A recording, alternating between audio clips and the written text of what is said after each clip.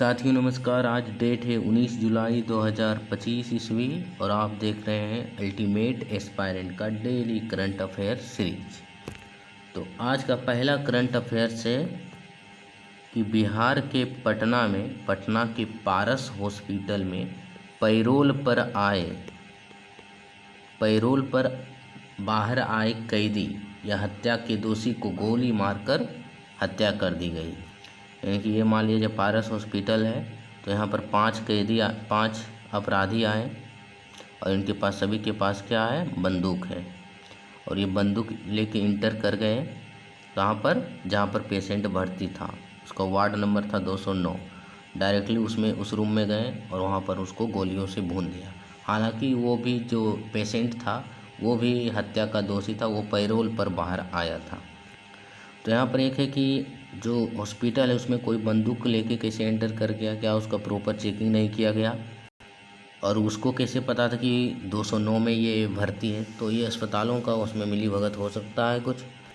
तो इसमें हमें क्या जानना है कि पैरोल क्या होता है, ये पीटी फैक्ट इम्पोर्टेंट है। 3 चीज़ होता है जब किसी कैदी को प्रिजनर के लिए। एक है बेल मतलब जमानत, दूसरा है पैरोल और तीसरा है फरलो। पैरोल और फरलो तीनों में क्या डिफरेंस है, जमानत, पैरोल और फरलो में क्या डिफरेंस है।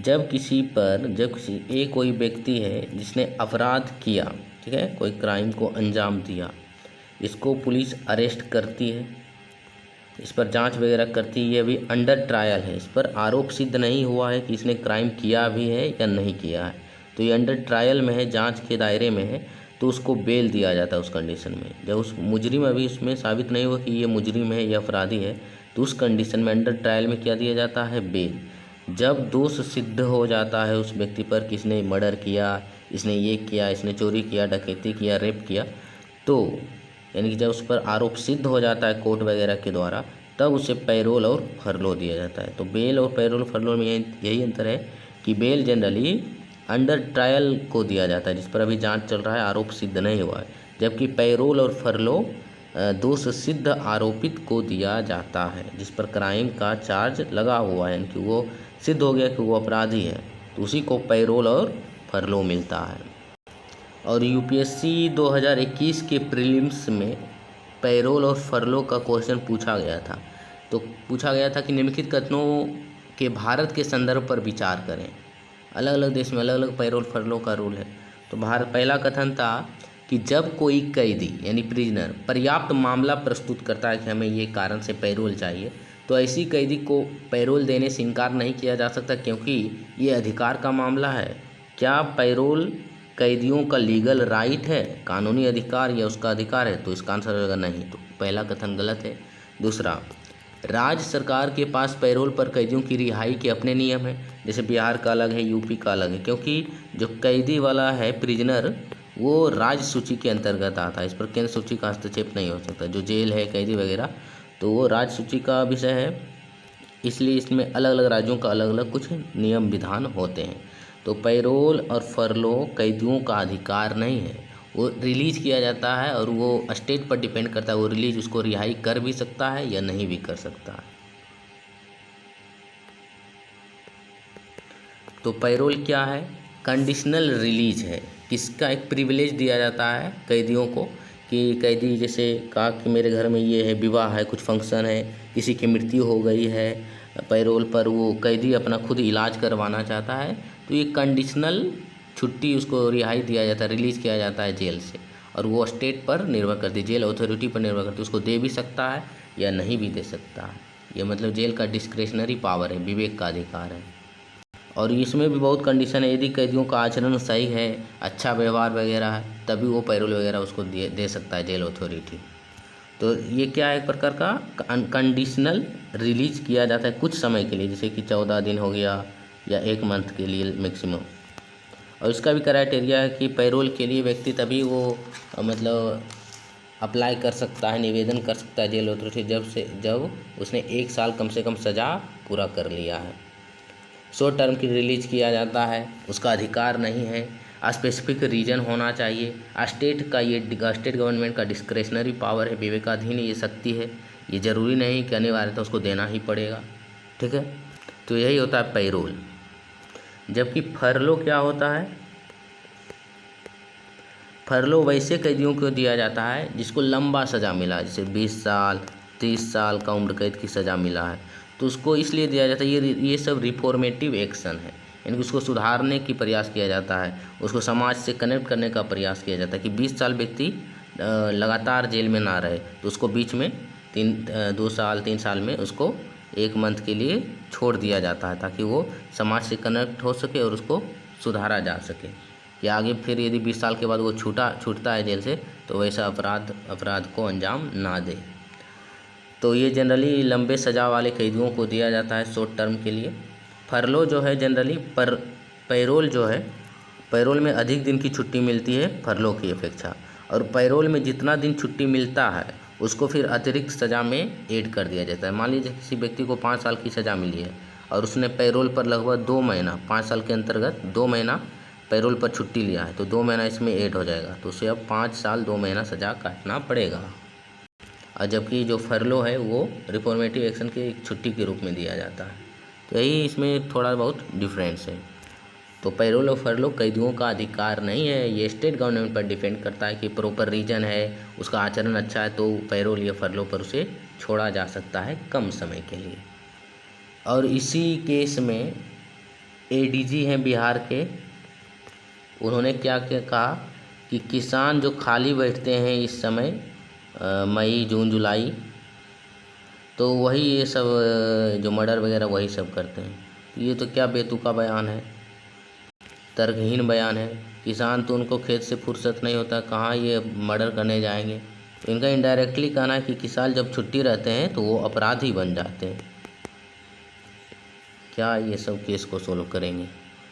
ये तो आरोप लगा रहे हैं, अपनी कमी छुपाने के लिए ये किसी दूसरे पर आरोप लगा रहे हैं, वो भी किसानों पर। अगला है बिहार में अब 125 यूनिट, कितना ये डायरेक्टली बिहार पीसीएस वगैरह में पूछा जा सकता है कि बिहार सरकार ने कितना यूनिट मुफ्त बिजली देने का ये वादा किया है या उसकी घोषणा की है। तो 125 यूनिट मुफ्त बिजली देने की घोषणा की है, और इसकी पूर्ति सौर ऊर्जा से अदर ऊर्जा क्षेत्रों से की जाएगी। इंडिया के बहुत सारे हॉस्पिटल हैं जो कमर्शियल हॉस्पिटल बन गए हैं, उनका इलाज करना दायित्व नहीं है, उनका पैसा ऐंठना पेशेंट से, क्योंकि मजबूरी है, उनका पेशेंट है, वो पैसा ऐंठना उनका कर्तव्य बन गया है अधिकतर हॉस्पिटल। इसलिए हॉस्पिटल को अब हॉस्पिटल नहीं, अधिकतर हॉस्पिटल क्या बन गए हैं? लॉस कैपिटल बन गए हैं। इसको क्या कहा जा सकता है? लॉस कैपिटल, क्योंकि यहाँ पर आर्थिक लॉस होता है, मानसिक लॉस होता है, दैहिक शारीरिक लॉस भी होता है। बहुत सारे केसेस में हॉस्पिटल में तो पहला तो इसमें ट्रेंड डॉक्टर की कमी होती है। बहुत सारे केसेस में, एक यूपी में था केस, किसी ने हार्ट को सर्जरी कर दिया, उसको ज्ञान ही नहीं था कि हार्ट सर्जरी कैसे किया जाता है, बताइए। तो हॉस्पिटल को रेगुलेट करने की आवश्यकता है सरकार को। इसकी फ़ी मनमानी होती है, और दवा का जो रेट है वो भी मनमाने तरीके से लिया जाता है। फालतू का टेस्ट लिखा जाता है, किसी को हार्ट से संबंधित डिजीज़ है तो उसको ये दूसरा टेस्ट भी लिख देगा, तो हार्ट का रिलेटेड डिजीज तो उसको ईसीजी किया जाना चाहिए, एंजियोग्राफी वगैरह किया जाना चाहिए, तो नहीं दूसरा टेस्ट भी लिख देगा फालतू का। इसलिए हॉस्पिटल को रेगुलेट करने की आवश्यकता है। अगला है दुनिया के, संसार के सबसे उम्रदराज, सबसे ज़्यादा उम्र के, सबसे उम्रदराज मैराथन धावक का निधन हो गया। उनका नाम क्या है? भारत से ही बिलोंग करते हैं, फौजा सिंह। फौजा सिंह जो दुनिया का सबसे उम्रदराज मैराथन धावक, इनकी आयु लगभग 114 वर्ष थी, उनका निधन हो गया रोड एक्सीडेंट में। तो ये याद रखना है, फौजा सिंह कौन है? दुनिया के सबसे उम्रदराज मैराथन धावक हैं। अगला है पृथ्वी पर मंगल ग्रह, पृथ्वी पर मंगल ग्रह के उल्का पिंड या मंगल ग्रह का सबसे बड़ा टुकड़ा का नीलामी किया गया 53 लाख डॉलर में, यानी कि 5.3 मिलियन डॉलर में इसका नीलामी किया गया, ऑक्शन किया गया। कहाँ पर नीलामी किया गया? न्यूयॉर्क में। उसका नाम क्या है? नाम है NWA 16788। एक पत्थर है, बोल सकते हैं उल्का पिंड है, जो कि मंगल ग्रह से आया पृथ्वी पर, और इसका वजन 24.5 kg है। और इसकी खोज नवंबर 2023 में की गई थी। इस मेटियोराइट या उल्का पिंड की खोज नाइजर के सहारा रेगिस्तान में, इसको नीलामी किया गया। तो पूछा जा सकता है NWA 1688 न्यूज में था, तो ये क्या है? तो मंगल ग्रह का उल्का पिंड है, जिसे 5.3 मिलियन डॉलर में बेचा गया या नीलामी किया गया। अगला है पृथ्वी और अग्नि सीरीज की मिसाइल का टेस्टिंग किया गया चांदीपुरा उड़ीसा में। तो मिसाइल के बारे में जान लेते हैं। मिसाइल को हिंदी में प्रक्षेपास्त्र बोलते हैं, प्रक्षेपास्त्र, जो कि एक जगह से दूसरे जगह एक्सप्लोसिव मैटर को लेके जाता है और वहाँ पर हिट करता है। दो तरह के मिसाइल होते हैं, एक होता है बैलिस्टिक मिसाइल और दूसरा होता है क्रूज मिसाइल। बैलिस्टिक मिसाइल और क्रूज मिसाइल, दोनों में क्या डिफरेंस है? तो पहले जानते हैं बैलिस्टिक मिसाइल के बारे में। तो बैलिस्टिक मिसाइल लॉन्ग रेंज की होती है। जैसे मान लिया जाए भारत से कोई लंबे देश, यूरोप में कोई कंट्री है, वहाँ पर अटैक करना है मिसाइल से, तो उस समय हम कौन सा मिसाइल यूज करेंगे? बैलिस्टिक मिसाइल यूज करेंगे, क्योंकि इसका लॉन्ग रेंज होता है, अधिक रेंज तक ये हिट कर सकती है। ये इस प्रकार चलती है। पृथ्वी का ये सतह है, यहाँ से मान लिया लॉन्च हुआ बैलिस्टिक मिसाइल, तो ये पृथ्वी के वायुमंडल से बाहर चली जाती है बहिर्मंडल में, एक्सोस्फेयर में। फिर बहिर्मंडल से वापस इस प्रकार पाराबोलिक पाथ का अनुसरण करते हुए जो टारगेट हिट है वहाँ पर वो अटैक करती है। और इसमें एक बार टारगेट सेट कर दिया जाता है तो उसको बीच में हम उसको चेंज या बदल नहीं सकते हैं। ये पाराबोला पाथ यानी परवलय पाथ का अनुसरण करती है। परवलय रास्ता जैसे हम कोई पत्थर आसमान में फेंकते हैं तो इस प्रकार आता है, इसको बोलते हैं परवलय रास्ता, अर्धवृत्ताकार टाइप का। तो बैलिस्टिक मिसाइल क्या है? लॉन्ग रेंज की मिसाइल है, पाराबोला यानी परवलय पाथ का अनुसरण करती है, टारगेट को बीच में हम चेंज नहीं कर सकती है। इसका एग्जाम्पल क्या है? अग्नि सीरीज के जितने भी मिसाइल हैं और पृथ्वी सीरीज के जितने भी मिसाइल हैं भारत में, यही पूछा जाता है पीटी में कि अग्नि मिसाइल किसका उदाहरण है? तो बैलिस्टिक मिसाइल हो जाएगा उसका आंसर। अग्नि और पृथ्वी याद रखना है, बैलिस्टिक मिसाइल है। भारत का सबसे खतरनाक मिसाइल जो है वो अब तक का अग्नि 5 है। अगला है क्रूज मिसाइल। क्रूज मिसाइल क्या होता है? ये शॉर्ट रेंज वाली होती है, कम रेंज इसका होता है। जैसे भारत से मान लीजिए किसी पड़ोसी देश में अटैक करना है तो हम क्रूज मिसाइल का यूज करेंगे। इसमें टारगेटेड हीट को बदल सकते हैं बीच में। ये पृथ्वी के वायुमंडल की निचली सतह से ऊपर उठती है, फिर ये पैरेलल चलती है और हीट टारगेट को फिर वहाँ पर अटैक कर देती है। तो इसका एग्जाम्पल है ब्रह्मोस मिसाइल, ब्रह्मोस, जो कि भारत और रूस के सहयोग से बनाया गया है, और एक निर्भया मिसाइल या निर्भय मिसाइल। तो ब्रह्मोस किसका एग्जाम्पल है? क्रूज मिसाइल का। आकाश प्राइम मिसाइल का परीक्षण किया गया लद्दाख में। आकाश प्राइम मिसाइल, ये आकाश प्राइम मिसाइल क्या है? आकाश मिसाइल का अपग्रेडेड वर्जन है, जो कि सरफेस टू एयर मिसाइल है, DRDO के द्वारा डेवलप किया गया है। इसकी विशेषता क्या है? ये हाई एल्टीट्यूड रीजन में भी आसानी से अटैक कर सकता है, यानी कि अधिक ऊंचाई वाले क्षेत्रों से भी ये अपने ऑपरेशन को अंजाम दे सकता है। कम ऑक्सीजन जहाँ लेवल है वहाँ पर भी ये काम कर सकता है। मल्टी टारगेटेड हिट को ये हिट कर सकता है। तो ये सब इसका खासियत है। कहाँ टेस्टिंग किया गया? लद्दाख में।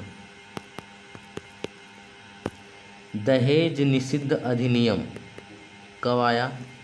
डोरी प्रोहिबिशन एक्ट 1961 में आया, जिसका उद्देश्य था डोरी को रोकना। दहेज जो प्रथा है, कुप्रथा है, उसको रोकना इसका उद्देश्य है।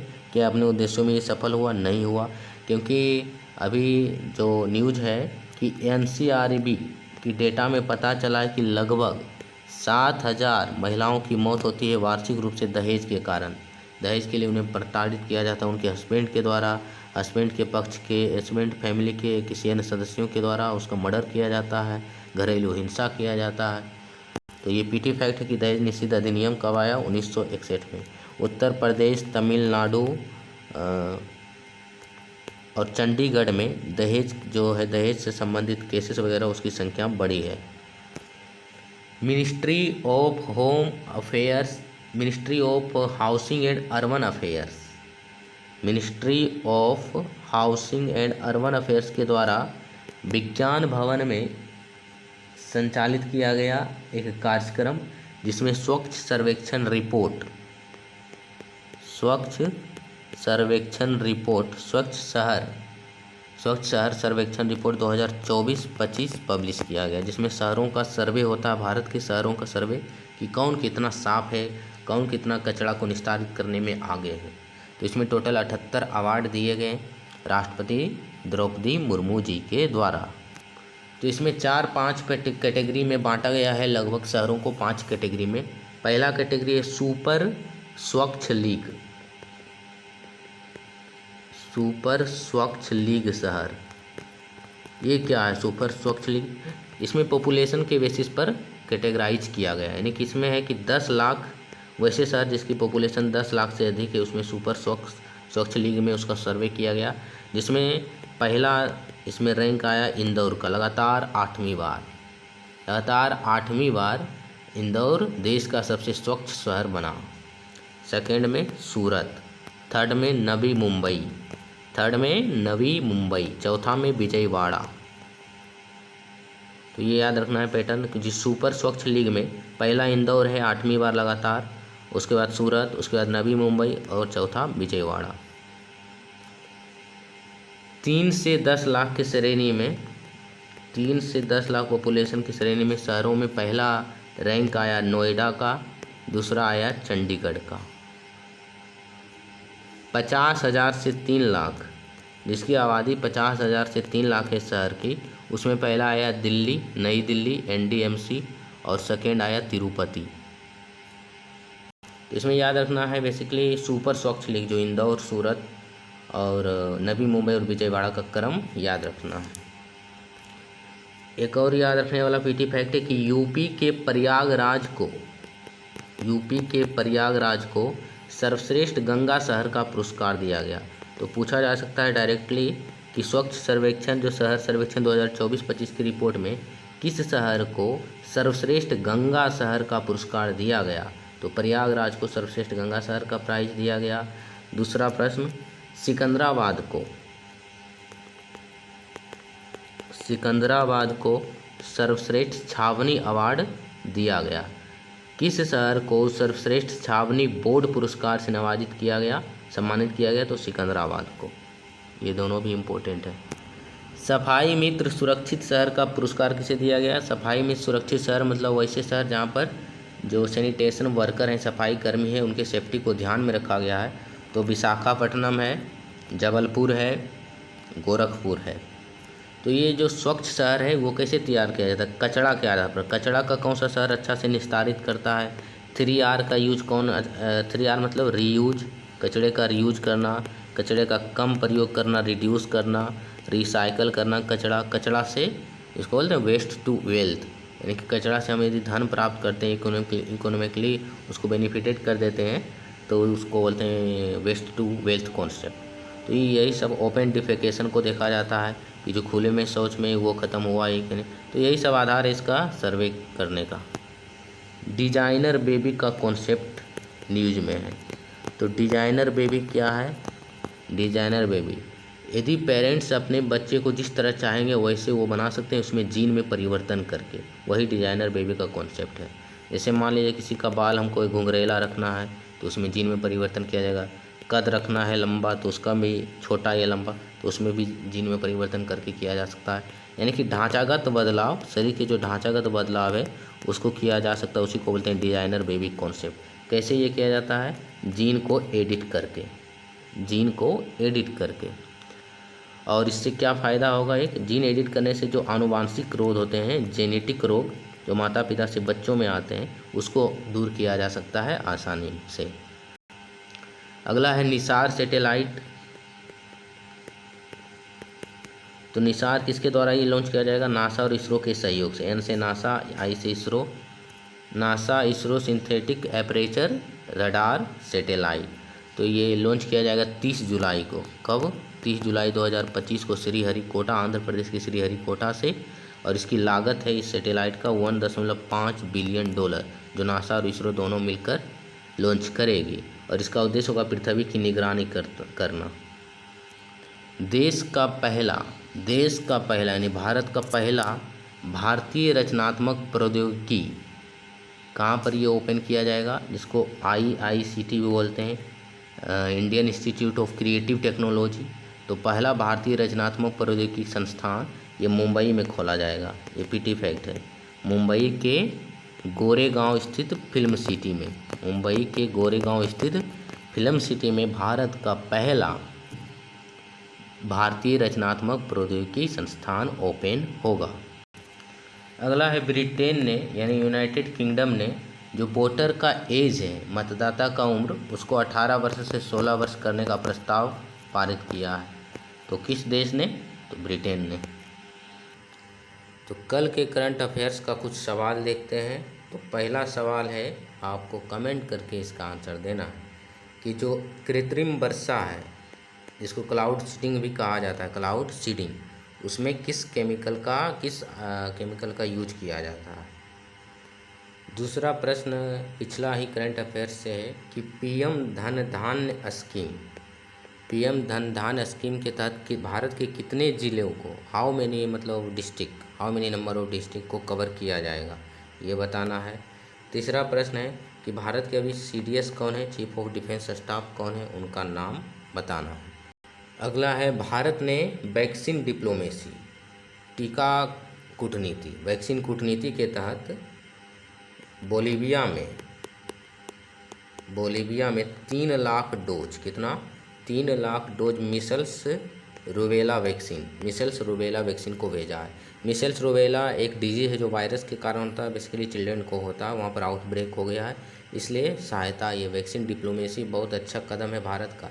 जब कोविड-19 हुआ था तो बहुत सारे देशों को फ्री ऑफ कॉस्ट भारत ने भेजा था, जिसके कारण उसको सपोर्ट ग्लोबल साउथ में एज ए लीडर के रूप में देखा जाने लगा। तो भारत ने बोलीविया को भेजा है मिसल्स रूबेला का 3 लाख डोज। बोलीविया की राजधानी कहीं दक्षिण अफ्रीका का एक देश है, इसकी राजधानी 2 है, एक है ला पाज जो कि प्रशासनिक राजधानी है बोलीविया का, दूसरा है सुक्रे जो कि संवैधानिक राजधानी है। तो बोलीविया की राजधानी सुक्रे, याद रखना है।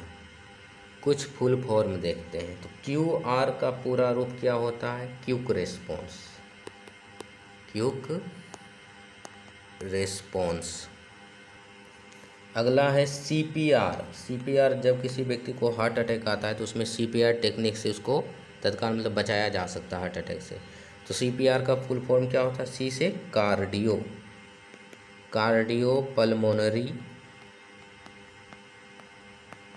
रिसससिटेशन, और ये UPPCS में भी पूछा जा चुका है पिछले बार में। अगला है ECG का पूरा रूप, इलेक्ट्रोकार्डियोग्राम, इसमें हार्ट का ये पता चलता है हार्ट ठीक चल रहा है या नहीं, ECG। EEG का मस्तिष्क से संबंधित है, EEG